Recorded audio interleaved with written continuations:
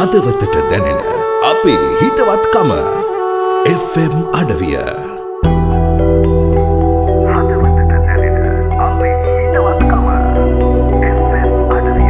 FM අඩවිය. සීමාවයි නැති අපේ කම පිරුණු අපේම සයිබර් අවකාශය. රටේ ලෝකෙ සිදුවන නැවුම් පුවත් සමගින් ඉෂු. Good morning සුබෝදෑසනක් අයුබෝවන්. ඔන්න ඉතින් සුපුරුදු විදිහටම අදත් අයුබෝවන් FM අඩවිය අරගෙන FM අඩවිය නිෂුව වෙලා ඉන්න ඔයාලට. ඉතින් අද දවස තමයි 2025 3 වෙනි මාසේ 23 වන ඉරිදා. ඉතින් සුපුරුදු විදිහටම අද දවස තුලත් මම ගෙවුණු පසුගිය සතිය තුලදී රටක් ලෝකයක් උණුසුම් කරපු දේශීය විදේශීය ප්‍රවෘත්ති පත්තරේ සඳහන් වන්නේ කොහොමද කියලා ඔන්න පත්තරේ විස්තරේ අරගෙන තමයි ඇවිල්ලා ඉන්නේ. ඉතින් අපි සවිස්තරාත්මකව කතා කරමු මේ දේවල් සම්බන්ධයෙන් මේ අඩ හෝරාව පුරාවට. ඉතින් මතක් කරන්නම් ඔයාලට මාව අහගෙන ඉන්න ගමන්ම ඔයාලගේ අදහස් යෝජනා චෝදනාත් මාත් එක්ක ෂෙයා කරගන්න හැකියාවක් තියෙනවා. 07299 කියන ෆෝන් නම්බරයකට අදහස් යෝජනා චෝදනා කමෙන්ට් එකක් හරහා එවන්නත් ඔන්න අමතක කරන්න එපා මෙන්න මේ අඩ හෝරාව පුරාවට.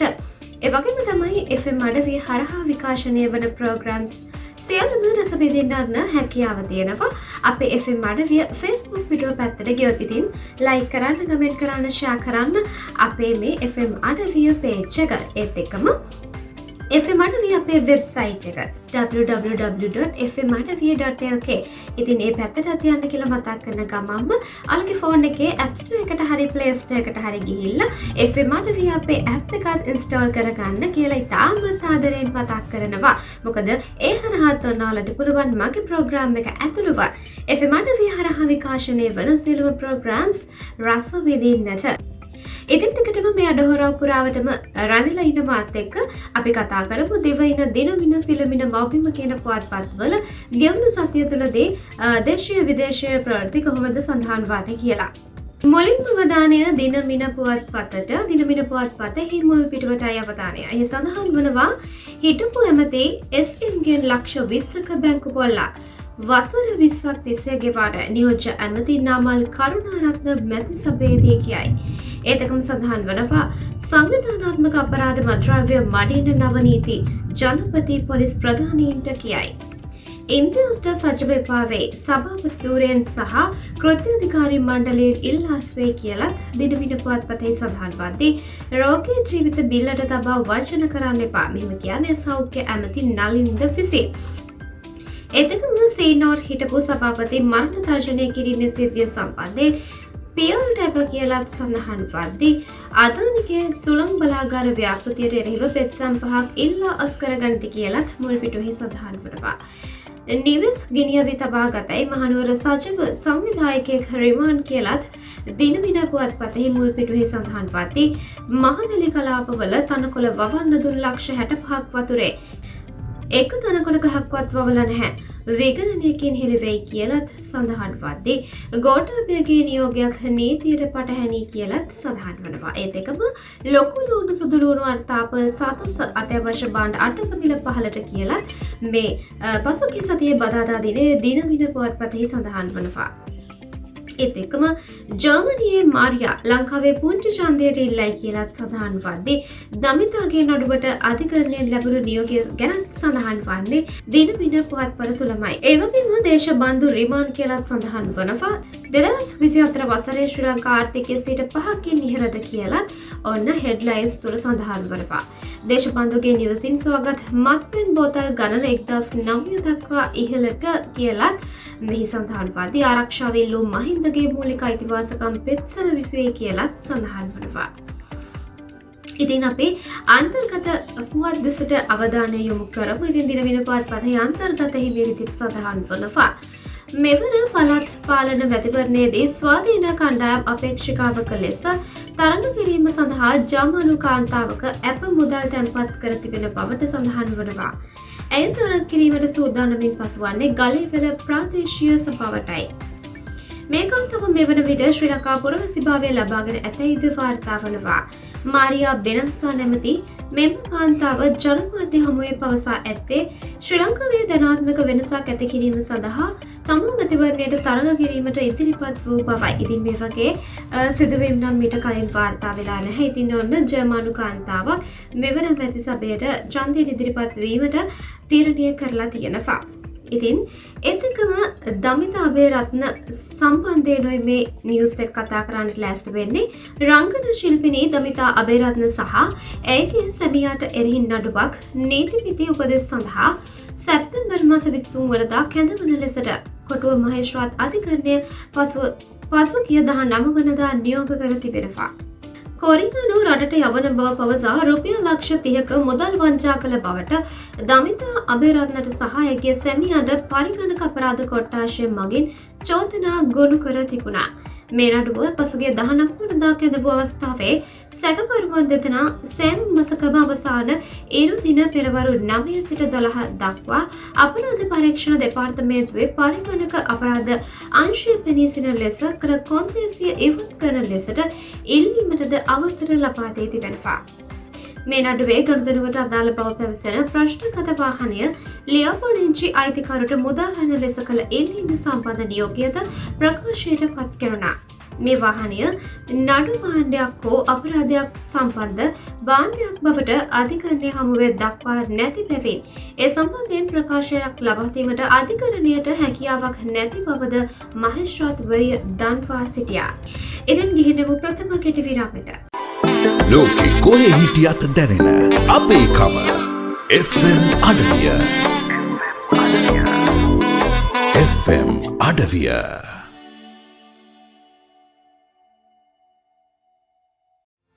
එක්සත් රාජධානිය කලක හිරු නොබසින අධිරාජ්‍යය ලන්ඩනයෙන් කොළඹට ඉන් නොනැවති මුළු ලොවටම රසාලිප්ත රූ පෙළහරක් NMT ශ්‍රී ලාංකීය රස අසිරිය උරුමය සංහිඳියාව සමාදානය සමගිය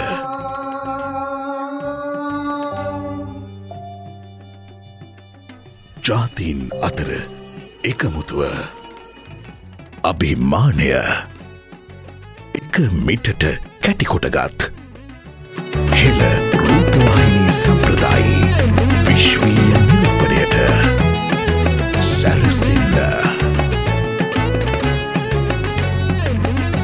NMT නිරෝ media television Live for life.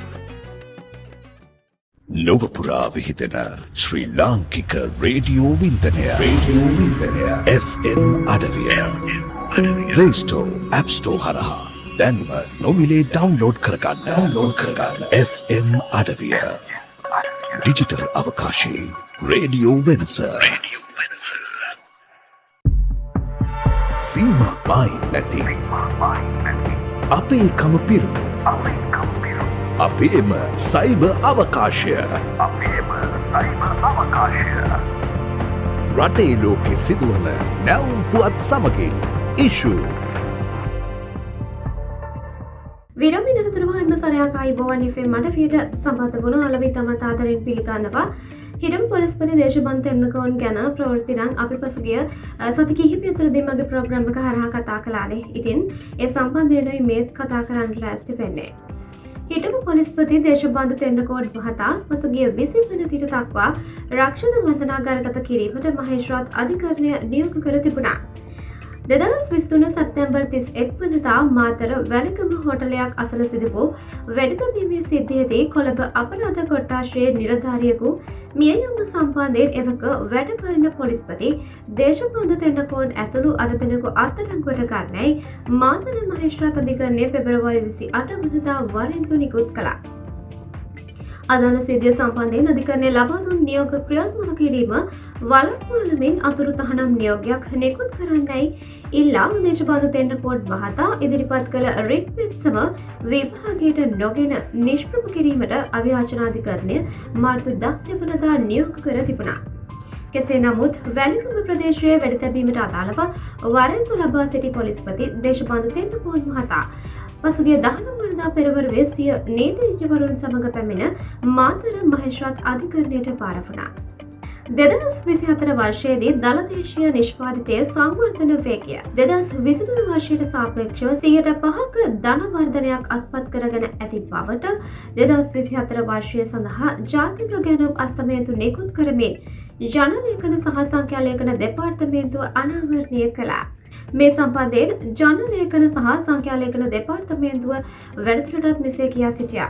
2022 සහ 2023 වර්ෂයන්හි පසුබෑම් වාර්තා කළ ශ්‍රී ලංකාවේ දළදේශීය නිෂ්පාදිතය 2024 වර්ෂයේදී ධන වර්ධනයක් වාර්තා කර තිබෙනවා.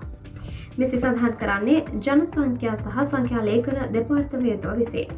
එහිදී 2024 වර්ෂයේදී සිවුවන කාර්තුවද ධනවර්ධනයක් වාර්තා කර ඇත්තේ 2023 වර්ෂයේ තෙවන කාර්තුවෙන් ආරම්භී කාර්තුගත ආර්ථික වර්ධන වේගය ධනවර්ධනයක් වාර්තා කිරීමේ තත්ත්වය අඛණ්ඩව අද්දුටු 6 වන කාර්තුව බවට පත්වෙමින් ආර්ථිකයේ මෙම සුබවාදී තත්ත්වය සඳහා පහසුකම් සපයමින් සහ ඉන් වාසි ලැබමින් අපනයනය සහ ආනයනය පරිමාදර්ශක සැලකිය යුතු වැඩවීමක් 2024 වර්ෂය පුරාම වාර්තා කර ඇත්තේ ශ්‍රී ලංකාවේ වරායන් තුළ බහලුම් හැසිරවීම සම්බන්ධයෙන්ද ඉහළ වර්ධනයක් වාර්තා කරමින් විශේෂයෙන්ම 2024 වර්ෂයේ අවසාන කාලයේදී දේශීය මුදලේ විදේශ අග ස්ථාවර වීමේ ඉහළ ප්‍රගතියක් නිරීක්ෂණය කළ හැකි වූ අතර එහිදී 2024 වර්ෂයේ සිවුවන කාර්තුවේදී බාණ්ඩ ප්‍රවාහන වාහන සහ ඉඩම් වාහන ලියාපදිංචි කිරීමේ වැඩිවීමක්ද දැකගත හැකි වුණා. නැවතත් අවධානය දේශීය ප්‍රවෘත්තියකට.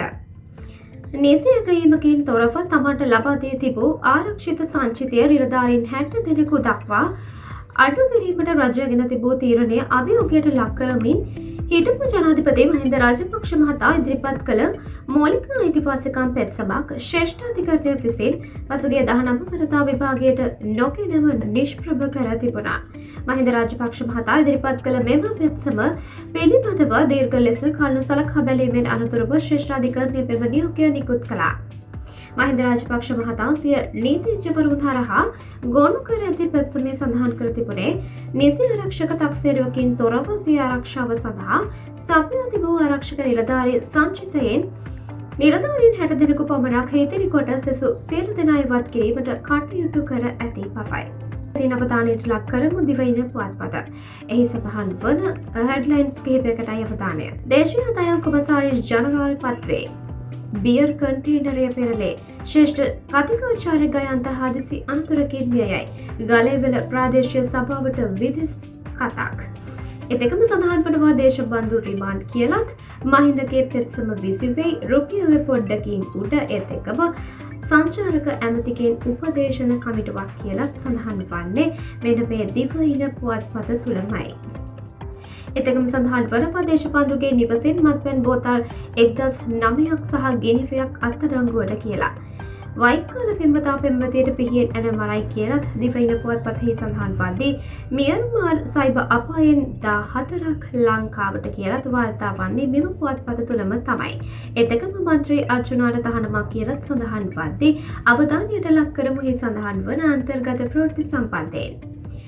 දේශීය ආදායම් කොමසාරිස් ජනරාල් තනතුරට RPH ප්‍රනාන්දු මහත්මිය පත් කර තිබෙනවා කියලා දිවයින පුවත්පත සඳහන් කරනවා.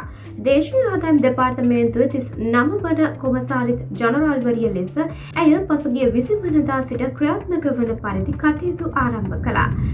දේශීය ආදායම් කොමසාරිස් ජනරාල් වශයෙන් සේවය කළ WAS චන්ද්‍රසේකර මහත්මිය රාජ්‍ය සේවයෙන් විශ්‍රාම ලබා තිබුණාන හේතු නිසාවෙන් තමයි නව ධූරය සඳහා RPH ප්‍රනාන්දු මහත්මිය පත් කෙරුණේ. එතකම ශ්‍රී ලංකා මහ බැංකුවේ දෛනික විනිමය අනුපාත සටහනට අනුව පසුගිය 19 වෙනිදා ශ්‍රී ලංකා රුපියල සුළු වශයෙන් ඉහළ ගොස් තිබෙන බවට සඳහන් වනවා. ඒක ඉහළ යාම අනුව එදින ඇමරිකානු ඩොලරයක ගැනුම් මිල රුපියල් 252.2ක් ලෙස දක්වුණා. විකුණු මිල සඳහන් වුණේ රුපියල් 300ක් වශයෙන්. නැවත තව දානීය දේශීය ප්‍රවෘත්තියකට එහි සඳහන් වන සමාජකයන් 13 දෙනෙකුගේ යුත් සංචාරක උපදේශන කමිටුවක් සංචාරක අමාත්‍ය විජිත හේරත් මහතා විසින් පත්කඩු ලැබුවා. ඒ 2005 අංක 38 දරන සංචාරක පනතේ 32.1 වගන්තිය යටතේ. එම කමිටුවේ සමාජකයන් ලෙස බුද්ධි හේවාවසන්, දීර හෙට්ටිආරච්චි, දිලිප් මුඩදෙනිය, නිහාල් මුහන්තිරම්, දර්ශනීම් පෙරේරා, ඩොනලින් රාජපක්ෂ, මහාචාර්ය සුරංග සිල්වා, ලසංගද ෆොන්සේකා, චාන්ද්‍රා වික්‍රමසිංහ, අජිත් පෙරේරා, දර්ශන මොනිදාස, ආචාර්ය සරත් මොන්සිංහ සහ ජෙරාඩ් ජෝර්ජ් කටයුතු කරනු ලබනවා. ඉතින් එතකම ගිහින් කෙටි විරාමයකට මේ කතා කරන්නට ලෑස්ති වෙන්නේ මේ කෙටි විරාමයෙන් අනතුරුව අද දවසේ වැඩසටහනේ අවසාන ප්‍රවෘත්ති කිහිපය සම්බන්ධයෙන්යි. ලෝකෙ කොහේ හිටියත් දැනෙන අපේ කම FM අඩවිය. FM අඩවිය.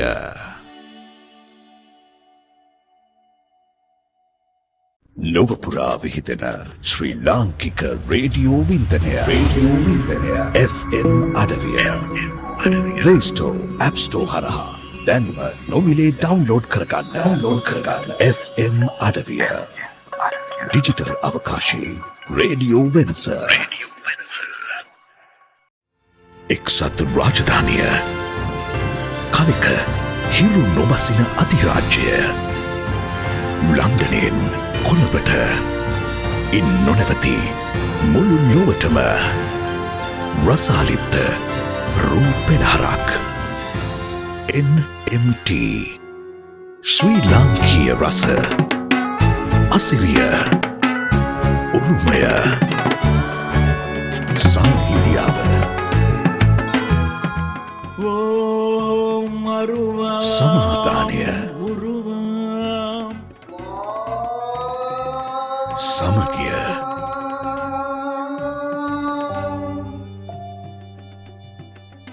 ජාතීන් අතර එකමුතුව අභිමානය එක මිටට කැටිකොටගත් හෙළ රූපවාහිනී සම්ප්‍රදායි විශ්වීය නිරූපණයට සැරසෙන්න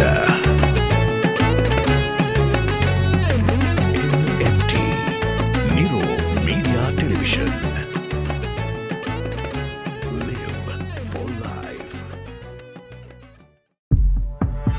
සීමා මායි නැති අපේ කම පිරුණු අපේම සයිබර් අවකාශය රටේ ලෝකෙ සිදුවන නැවුම් පුවත් සමගින් ඉෂු මිලඟට කතා කරන්නේ දිවයින පුවත්පතෙහි අන්තර්ගත ප්‍රවෘත්තියක් සම්බන්ධයෙන්මයි නැවත වතාවක්. ඉතා දෙගු කලක් මියන්මාර් සයිබර් කඳපුරු වල බලහත්කාරයෙන් රඳවා සිටි ශ්‍රී ලාංකිකයන් 14 දෙනෙක් පසුගිය 18 වෙනිදා දිවයිනට රැගෙන වී තිබුණා. මේ පිරිස අතර තරුණයින් 4 දෙනෙක් සහ තරුණියන් 10 දෙනෙක් සිටින බවට විදේශ කටයුතු අමාත්‍යාංශය සඳහන් කරනවා. මියන්මාරයේ සයිබර් කඳපුරෙන් මුදාගත් පසු ඔවුන් තායිලන්තයේ වෙත රැගෙන වී තිබුණා. මේ පිරිස තායිලන්තයේ බැංකොක් නුවර සිට කට්නායක ගුවන් තොටුපළ වෙත රැගෙන ඒම සඳහා අවශ්‍ය මූල්‍ය ප්‍රතිපාදන සපයා ඇත්තේ සංක්‍රමණ සඳහා වන ජාත්‍යන්තර සංවිධානයෙන් බවත් සඳහන් වනවා. වෛද්‍ය රාමනාදන් අර්ජුනා මන්ත්‍රීවරයා පාර්ලිමේන්තුවේ සිදු කරන ප්‍රකාශ සජීවී ලෙස ශ්‍රාව්‍ය දෘශ්‍ය සහ සමාජ මාධ්‍යවල සජීවී විකාශ කිරීම තාවකාලිකව අත්හිටුවන බවට කතානායකවරයා පසුගිය 19 වෙනිදා පාර්ලිමේන්තුවට දැනුම් දුන්නා. ඒ මන්ත්‍රීවරයා සිදු කරන ජාතික සමගියට සහ සංහිඳියාවට හානි වන සහ අවමන් සහගත වන ප්‍රකාශ පිළිබඳ සැලකිල්ලට ගනිවේ. ඒ අනුව 20 වෙනිදා සිට මේ 8 වෙනිදා දක්වා පාර්ලිමේන්තුවේ රැස්වීම පැවැත්වෙන දින 8 තුළ අර්ජුනා මන්ත්‍රීවරයාගේ ප්‍රකාශ වාර්තා කිරීම අත්හිටුවන ලෙසට මෙම වාර්තා කිරීම අත්හිටුවීම ක්‍රියාත්මක වන බවට කතානායකවරයා කියා සිටිනවා. ඉතින් ඔන්න අවසාන වශයෙන් අවධානයට ලක් කරමු දිවෙන පුවත්පතේ කවියට අනුරාධ රචිත ඕකයි තත්වයේ කවියටයි අවධානය එහි සඳහන් වනවා. ඉල්ලු නමුත් අල්ලන්නට එපා කියා දේශබන්දුගේ පෙත්සම කැලේ ගියා. මොනතේ වුණත් මන්තරයක් අතේ තියා සැඟවුණ අමුත්තා විදියට ඉදී එයා. මේ මොනවා ගැනද කියන්නේ? ඉතින් ඔන්න කමෙන්ට් එකක් එවන්නත් අමතක කරන්න එපා. එතකම කාටුනේට අවධානය ලක් කරමු. දිවයින පුවත්පතේ බෙම්පියා කාටුනේටයි අවධානය සඳහන් වනවා. ඒක මෙතන කෙනෙක් ඉන්නවා හු කියනවා මෙන්න මේ විදිහට කොමිෂන් නිර්දේශ වලින් කරන්න පුළුවන් වැඩක් නැහැ. ඒක අහන් ඉන්න බෙම්පියා කියනවා ඒ වගේ තියෙන දේවල් ජනතාව දැනගත්තාම එයාලා ඒවට ක්‍රියාමාර්ග ගනීවි කියලා. ඉතින් මොකද මේ කොමිෂන් නිර්දේශ වලින් සඳහන් වන්නේ? මොකද මේ ජනතාව දැනගත්තාම ක්‍රියාමාර්ග ගන්න කියලා. ඉතින් මෙම කාර්යෝනේ සඳහන් වන සංගමන අර්ථ සම්බන්ධයෙන් ඔයාලගේ අදහස් අපිට වටිනවා. ඉතින් ඉදිරිපත් කරගෙන යන්න කියලා මතක් කරන ගමන්ම අවසාන වශයෙන් මොබිල් පුවත්පතේ හෙඩ්ලයින්ස් කිහිපයකින්ම අද දිනේ ප්‍රෝග්‍රෑම් එක අවසන් කරමු. ඉතින් සඳහන් වන මොබිල් පුවත්පතේ මින්පස් තමන්ගේ ප්‍රදේශවල වැඩි තැබීම් වෙන්න බැහැ. ජනපති පොලිස් ලොක්කන්ට අවතාරණය කරයි. මොකද පසුගිය දවස් කිහිපය තුළදී වැඩි තැබීම් සිදුවීම් රැසක් වාර්තා වුණා. ඉතින් ඒ සම්බන්ධයෙන් ජනපති විසින් මෙසේ පොලිස් ලොක්කන්ට අවතාරණය කරන්නේ. ක්‍රිකට් නායකයෝ දේශීය ආදායමට එරෙහිව අධිකරණයට කියලා සඳහන් වන්නේ මාවිම පුවත්පත තුළම තමයි. එතකම සඳහන් වනවා සජීව සභාපති ඉම්තියාස් සීල තනතුරු අතහරි. මේ සම්බන්ධයෙන් දිනවින පුවත්පතේ මුල් පිටුවේ සඳහන් වුණා. තෙතපිවිය යන පාරෙන් ඉඩක් දෙන්න ගොවිජන එකමුතුව ඉල්ලයි. අදානි සුළඟ යළිත් ලංකාවට එන ලකුණු. එතකම සඳහන් වනවා වැඩි පඩි ඉල්ලන වර්ජනයක් බතු පරදරන ජනතාවගේ දුක දන්නේ නැහැ. මෙහෙම සඳහන් වන්නේත් මොබිල් පුවත්පත තුළම තමයි. එතකම වටලන්ත ගැන පළමු කටයුත්තර ලාල්කාන්තගෙන් ගන්න. මෙහෙම කියන්නේ තලතා විසින්. ඒතකම මිහින්තලා පුදුබිමට සහ නාහිමියට විශේෂ ආරක්ෂාවක් දෙන්න අනුරාධපුර ජ්‍යෙෂ්ඨ පොලිස් අධිකාරියට දැනුම් දීමක් කියලා සඳහන් කරනවා. කාන්තාවන්ට දුම්රිය රියදුර අසුන තව ඇතයි. නව පදවා ගැනීම පිරිමින්ට පමණයි. මෙහෙම සඳහන් වන්නේත් මොබිල් පුවත්පතේ මුල් පිටුවේ. අදානිගේ බලාගාරයට එරෙහි නඩු පහක් ඉවත් කරගනී කියලා සඳහන් වද්දී හරක් කඩාට පනින උදව් කළ කොස්තාපල් ඉන්දියාවේදී රාජ විරෝධී වැඩ කරලා. ඉතින් මේ කතා කළේ මාවිම පුවත්පතෙහි මුල් පිටුවේ සඳහන් වන හෙඩ්ලයින්ස් කිහිපයක් සම්බන්ධව. ඉතින් ලෑස්ති වෙන්න දිනට ප්‍රෝග්‍රෑම් එක අවසන් කරන්න. ඉතින් දෙවින දිනමින සිළුමින මම කියන පුවත්පත් සම්බන්ධයෙන් අද දවස තුළදී අපි අවධානය ලක් කළේ. ඉතින් මුල් පිටුවේ සම්බන්ධ වුණ ප්‍රවෘත්ති වගේම අන්තර්ගත ප්‍රවෘත්ති කිහිපයක් සම්බන්ධයෙන් අපි සවිස්තරාත්මකව කතා කළා. ඉතින් ලෑස්ති වෙලා ඉන්නේ අද දිනයට ප්‍රෝග්‍රෑම් එක අවසන් කරන්න. ඊට පස්සේ මතක් කරන්නම් සෙනසුරාදා රාත්‍රී 7ට බටහිර රහස ගුවන්විදුලි නාට්‍ය විකාශනය වනවා.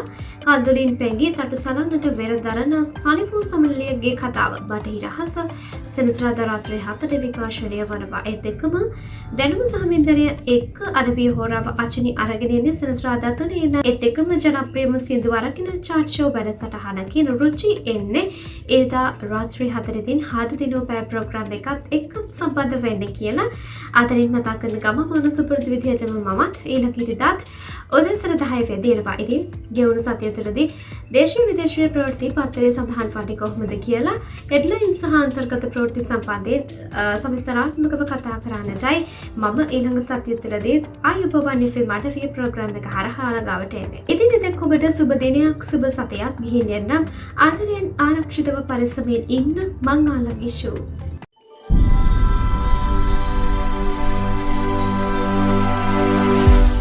මේ රේඩියෝ වෙනස් කරන කාලයයි.